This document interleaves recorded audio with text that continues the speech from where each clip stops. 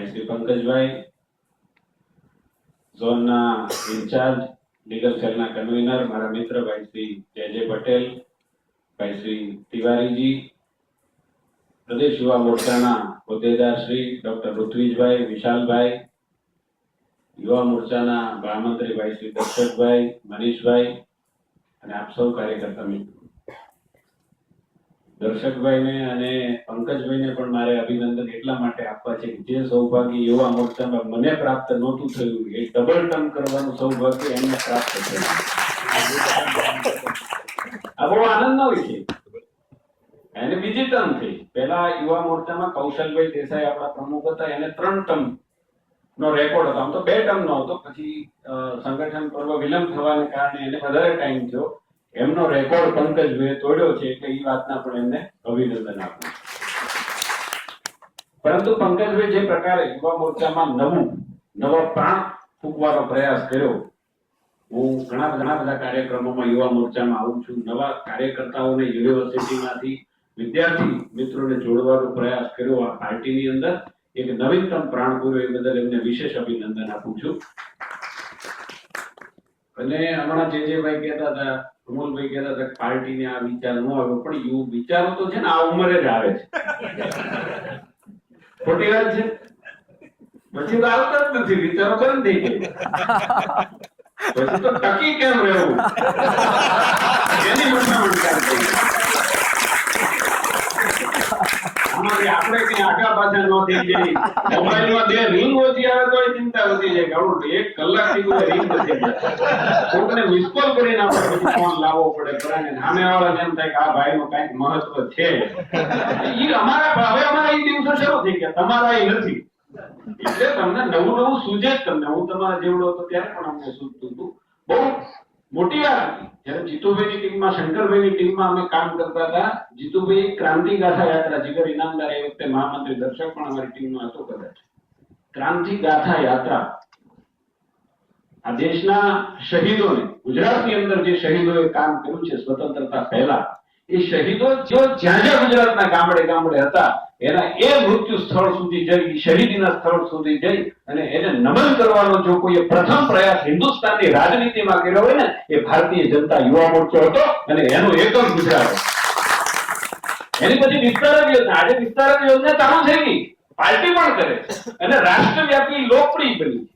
એ વિસ્તારક યોજનાનો જો કોઈ જનક હોય ને તો એ પણ ભારતીય જનતા પાર્ટી ગુજરાતનો યુવા મોરચો હતો. અને એ વિચારના જનક આજના મંત્રી વિજયભાઈ રૂપાણી હતા. કારણ કે એ પણ યુવા મોરચાના કાર્યકર્તા એક વખત હતા, અખિલ ભારતીય વિદ્યાર્થી પરિષદના કાર્યકર્તા હતા. એટલે મેં કહ્યું ને, આવા વિચારો જ આ લોકોને. મિત્રો, જે વિષય આજનો મને સોંપવામાં આવ્યો છે, આમ તો બીજા શબ્દોમાં કહું, બહુ મોટો વિષય. એમના માટે રામકથા, 9 દિવસની આખી રામકથા જો આપણે અહીંયા રાખીએ ને તો પણ ઓછી પડે, એટલો મોટો આ વિષય છે. એટલે મને એમ લાગે છે કે પંકજભાઈ જે મને જવાબદારી આપી છે, આખો નિબંધ વાંચવાની જવાબદારી આજની આપી છે. એટલે ક્યાંક લખતા જજો. પણ મને એમ લાગે છે કે આ વિષયને પણ ટૂંકાણમાં મારે બતાવવો હોય તો તમને 2 પ્રશ્નો મારે પૂછવા છે. કે સંપર્ક અભિયાનની અંદર મિત્રો તમને જે પત્રિકાઓ આપવામાં આવી છે એમાં 2 પત્રિકાઓ છે, કેન્દ્ર સરકારની સિદ્ધિઓ અને રાજ્ય સરકારની સિદ્ધિઓ. કોઈ વાંચી છે આમાંથી? ઓનેસ્ટલી કહેજો, આમાં કોઈ પંકજભાઈ કે જેજેભાઈ કોઈને કાલે સસ્પેન્શનની કે શો કોઝની નોટિસ આપવાની નથી, ન વાંચી હોય છે. પણ તમે ઓનેસ્ટલી કહેજો કેટલાય વાંચી છે આમાંથી? કોઈએ નથી વાંચી? તો પછી મારો વિષય આ જ છે, કાલે વાંચી લેજો. આપણું કામ પતી ગયું. પણ મિત્રો, એને કેવી રીતે બોલવું, લોકોની વચ્ચે કેવી રીતે લઈ જવું, એના પેટા પ્રશ્નો કેવી રીતે આવશે અને આપણે કેવી રીતે કાઉન્ટર કરવા, એમને જે તમને મારી જે ભાષા છે એમાં તમને વાંચતો જોઉં છું. ક્યાંક મને એનો ઉલ્લેખ લાગે તો ઉલ્લેખ કરતો જોઉં છું. પરંતુ ખૂબ મોટો વિષય છે ગુજરાતની રાજનીતિમાં. મને ખ્યાલ છે ત્યાં સુધી 1998 ની અંદર પહેલો યુટર્ન આવ્યો છે. પહેલા આપણે ભારતીય જનતા પાર્ટીની દ્રષ્ટિએ વાત કરીએ તો આપણે 1990 ની અંદર ચિમનભાઈની સરકાર સાથે આપણે જોઈન્ટમાં બેઠા. કદાચ ત્યારે પણ લોકોની લાગણી એવી હતી કે ભારતીય જનતા પાર્ટી શાસનમાં આવે અને એ વખતે આપણા નેતાઓ જે હતા એ મુખ્યમંત્રી બને, એવું ન થઈ શક્યું. 98 ની અંદર આપણી સરકાર આવી, પહેલી વખત કેશુભાઈ આપણા મુખ્યમંત્રી બન્યા અને ત્યાર પછી 2001 ની અંદર આપ જેમનું નામ હમણાં ક્યાંય નથી આ પાછળની 5-10 મિનિટમાં આવ્યું, પણ તમને એમ હશે કે આટલી બધી વાર કેમ લાગી આ નામ ને આવતા. એવા નરેન્દ્ર મોદી 2001 ની અંદર શાસનમાં આવ્યા અને એમણે જે વિકાસની રાજનીતિ આ દેશની અંદર કરી, એમને વાગોળવા માટે ભારતીય જનતા પાર્ટી અને ભારતીય જનતા યુવા મોરચાએ મને લાયક ગણ્યો ને, એના માટે હું એમનો હૃદયપૂર્વક આભારી માનું છું. આવા મહાપુરુષોએ જે કામ કરી છે, જેમને વિશ્વએ વખાણ્યું, જેમની સિદ્ધિઓની ટ્રિપ્લિકેટા થઈ ગઈ છે બીજા વિસ્તારોની અંદર, એવા લોકોના કામને વાગોળવાનો અવસર મળે ને, એમને પણ મેં બતાવી લીધો છે. આગળ જતા જઈએ. ગુજરાતની રાજનીતિમાં મેં કહ્યું એમ 1998 ની અંદર ભારતીય જનતા પાર્ટી એકલી હાથે શાસનમાં આવી, કેશુભાઈની સરકાર આવી અને મિત્રો એમાં પણ 2-3 કામ ખૂબ સારા એવા થઈ ગયા, પણ એની અંદર પણ જો ઈ કામો હોય અને એનું નામાભિધાન હોય, એની અંદર પણ જો કોઈનું ભેજું હતું તો એનું નામ નરેન્દ્ર મોદી હતું. એમાં પહેલી એક યોજના હતી કુંવરબાઈનું મામેરું. કુંવરબાઈનું મામેરું ગુજરાતની અંદર ગરીબ વસ્તીની અંદર, અંતરિયાળ વિસ્તારની અંદર, આદિવાસીઓની અંદર દહેજનો રિવાજ હતો અને દીકરી મોટી થાય એની સગાઈ થાય કે સાસરા જ્યારે દહેજ માંગે ને તેની દીકરી આત્મહત્યા કરતી હતી, કારણ કે એનો બાપ એ વખતની અમાઉન્ટ 5000 એટલે મોટી હતી, 10000 એટલે મોટી હતી, આત્મઘાત કરતી. ગુજરાતના એ લોકો, ભારતીય જનતા પાર્ટીના લોકો ગામડે ગામડે ફરતા હતા. નરેન્દ્રભાઈ જેવું વ્યક્તિત્વ પ્રચારક તરીકે નાના નાના મહોલ્લામાં, નાના નાના ઘરમાં જઈને ફર્યા હતા. એમને એમની વેદનાની ખબર હતી અને એમણે યોજના કેશુભાઈની સરકારમાં શરૂ કરાવી. કુંવરબાઈનું મામેરું એ પરિવારની કદાચ 5000 રૂપિયાનું મામેરું કરી શકે ન કરી શકે, એટલી એનામાં તાકાત હોય, એટલી સક્ષમતા હોય કે ના હોય, એનું મામેરું ગુજરાતની સરકાર કરી હતી અને એ યોજનાનું નામ કુંવરબાઈનું મામેરું હતું. આજે કહેવાય છે મિત્રો, આજે કહેવાય છે કે લાડલી લક્ષ્મી યોજના મધ્યપ્રદેશની અંદર ચાલે. લાડલી લક્ષ્મી યોજના મધ્યપ્રદેશના શિવરાજ, ખૂબ સારી યોજના છે. આજે મધ્યપ્રદેશની અંદર ભારતીય જનતા પાર્ટીનો કાર્યકર્તા, એ કર્મઠ કાર્યકર્તા, એ ગરીબોનો પેલી કાર્યકર્તા યોજના ચલાવે છે ને એના કારણે આખા મધ્યપ્રદેશમાં એનું નામ મામા પડી ગયું છે. કારણ કે દીકરીનું મામેરું કોણ કરશે? તો શિવરાજસિંહ ચૌહાણ તેના મુખ્યમંત્રી કરશે, એટલે એનું નામ મામા પડી ગયું છે. પરંતુ એ યોજનાને કોઈ ધરતી ઉપર જન્મ આપ્યો હોય ને તો એ ગુજરાતે જન્મ આપ્યો છે કુંવરબાઈના મામેરાની ડુપ્લિકેટ કોપી. એ વાતનો ભારતીય જનતા પાર્ટીના કાર્યકર્તા તરીકે આપણને ગૌરવ થવું જોઈએ, કારણ કે તમે પ્રવક્તા તરીકે જવાના. તમે લોકો જે પ્રકારની પંકજભાઈ યોજના તૈયાર કરી છે, મહાનગરપાલિકાની ચૂંટણીઓ પતી જશે પછી કદાચ તમારું જે ગામ હશે, તમારું જે નાનું શહેર હશે, ત્યાં જિલ્લા પંચાયત, તાલુકા પંચાયતની ચૂંટણીમાં તમને મોકલવામાં પણ આવશે અને ન મોકલવામાં આવે અને તમે ફ્રી હો તો જવું પણ જોઈએ.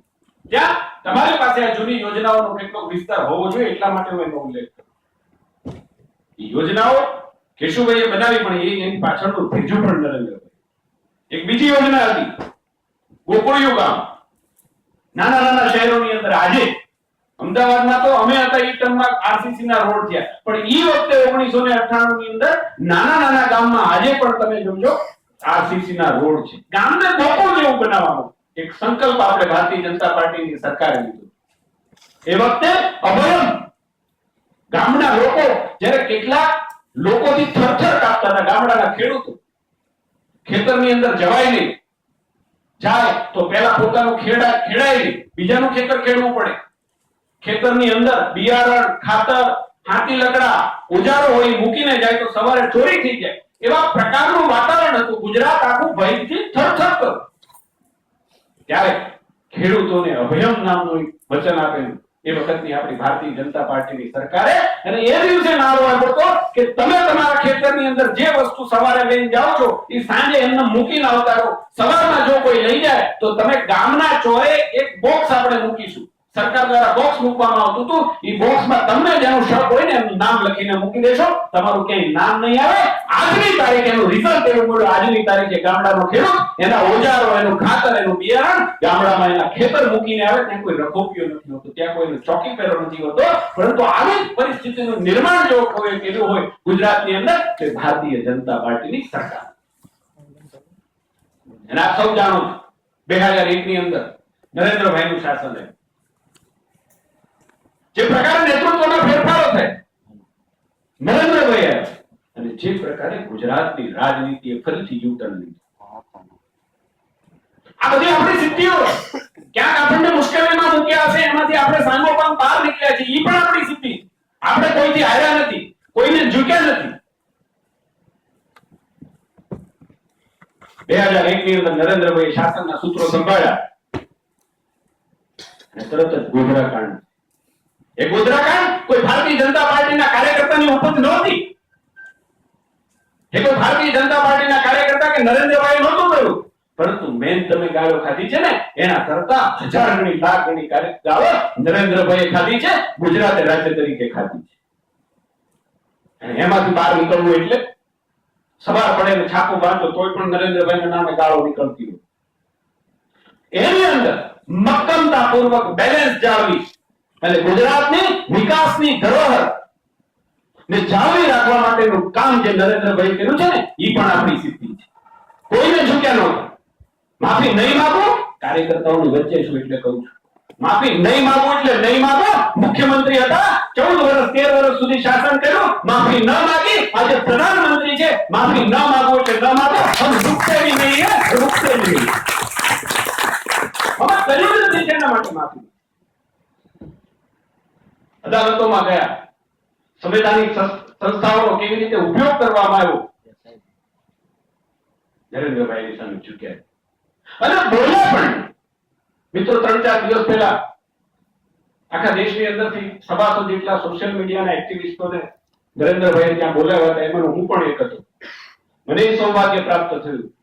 હું ગયો ત્યારે જે નરેન્દ્રભાઈએ વાત કરીને આ વાત કે મેં જે ગાળો ખાધી છે, મારા નામે જે છાપાઓમાં છપાયું છે, જે કટાર લેખકોએ મારા વિરુદ્ધમાં અપશબ્દમાં કટાર લેખો લખ્યા છે, વિદેશના મીડિયા તંત્રએ મારી સામે જેટલું લખ્યું છે, જેટલા લેખો લખાય છે, છાપાઓ, મેગેઝિનો બધું લખે, બધાને જો તમે ભેગા કરી અને ક્યાંક લાવવામાં આવે ને તો ટેન્કરો શું આપણું શું માલગાડી આવે એને કહેવાય, ટેલરો ભરી અને તાજમહાલ જેટલા એકરમાં છે ને એટલા એકરમાં ખડકો ને તો પણ નાનો પડે, છતાંય મેં મારી ભાષાને અપભ્રંશ થવા નથી દીધો. કોઈની સામે એક વેણ નથી ઉચ્ચાર્યો, એક વેણ ખોટો નથી કર્યો. એ ભાષાની શાલીનતા તમે જુઓ.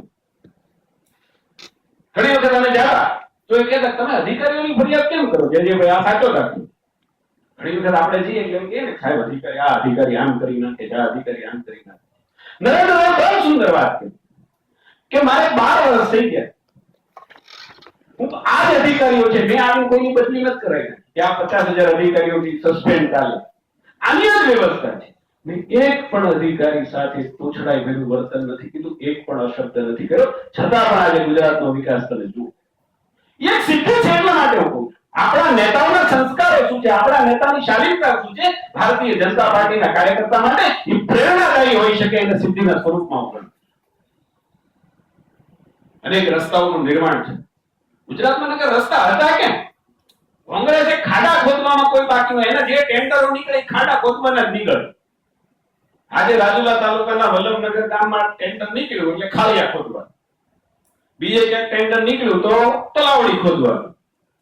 આ સિવાયના પણ ટેન્ડર નીકળતા હતો, પરંતુ એને પૂરી અને દરેક ગામને કનેક્ટ કરવાનું કામ સૌભાગ્ય કોઈને પ્રાપ્ત થયું તો નરેન્દ્રભાઈને થયું. તો આપણી મોટી યશગાથા છે મિત્રો. ગુજરાતના 19,000 ગામને રસ્તાઓથી જોડવાના, નાના નાના ગામને, અને એના પરિણામે આજે કાચો રસ્તો નહીં પરંતુ હિન્દુસ્તાનમાં પહેલું ગુજરાત એવું રાજ્ય હશે કે જેના 19,000 ગામ પાકા રસ્તાથી ડામર રોડથી કનેક્ટ છે. 19,000 એક પણ ગામ નહીં, નાનો મહોલ્લો પણ નહીં. કચ્છના લોકો રહે છે ને એ કંપા પણ રોડ વગરના નહીં હોય, નાનો મોટો મંદિર પણ રોડ વગરનું નહીં હોય. ભારતીય જનતા પાર્ટીની આ સિદ્ધિ છે, છેવાડાના માનવી સુધી પહોંચી શકવાની. નરેન્દ્રભાઈ કારણ કે એ તો દીનદયાળ ઉપાધ્યાયના શિષ્ય છે ભાઈ. ગરીબોના આંસુ લૂછવાના, કોઈ વિધવા બહેનને, ભૂખી રહેતી વિધવા બહેનને રોટલો નાખવાનો, એ તો આપણો ધર્મ છે, માનવતાનો ધર્મ છે અને એ આપણા સંસ્કાર. અને એટલા માટે ગરીબલક્ષી યોજનાઓ, બધી યોજનાઓને જો હું તમારી સમક્ષ એનું બાયફર્કેશન આપતો જાઉં ને વર્ગીકરણ કરતો જાઉં, મેં કીધું એમ આખી રામાયણ બેસાડવી પડે. એટલે હું ટૂંકમાં થોડું કહેતો જઉં, કારણ કે હજી ખૂબ છે. વનબંધુ યોજના, સાગરખેડુ યોજના, આ યોજનાઓનો વ્યાપ તમે સમજી શકશો. તમારી પાસે જે પત્રિકાઓ છે એના આધારે તમે કહી શકશો એના બજેટો જેટલા હતા ને, આ યોજનાઓના બજેટો જેટલા હતા ને મિત્રો, એટલા ભૂતકાળમાં રાજ્ય સરકાર આખીના બજેટ નહોતા. ખ્યાલ આવે છે ને કહું છું? નો ખ્યાલ આવે છતાં પાછળ પૂછવાની છૂટ.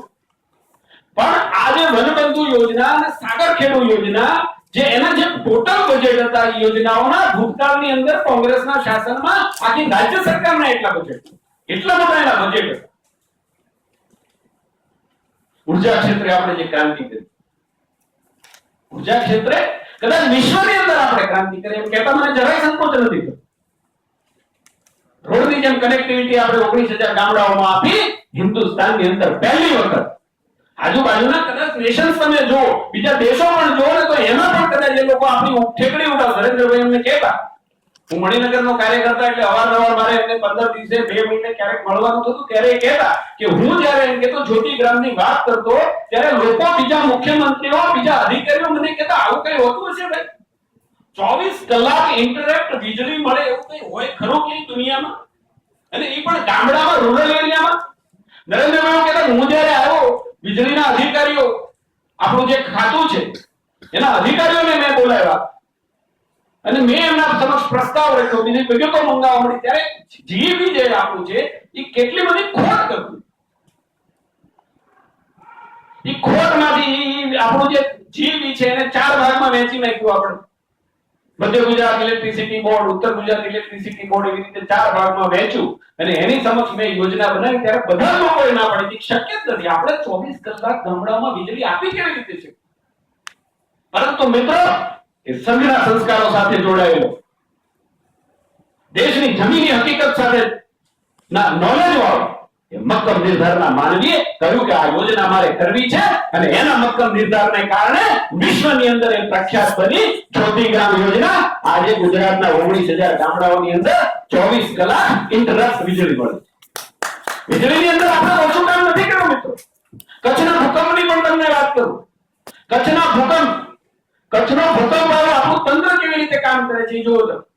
કચ્છના ભૂકંપ, આટલે વિનાશ પછી પણ આપણે 4 દિવસે ત્યાં વીજળી આપી શક્યા.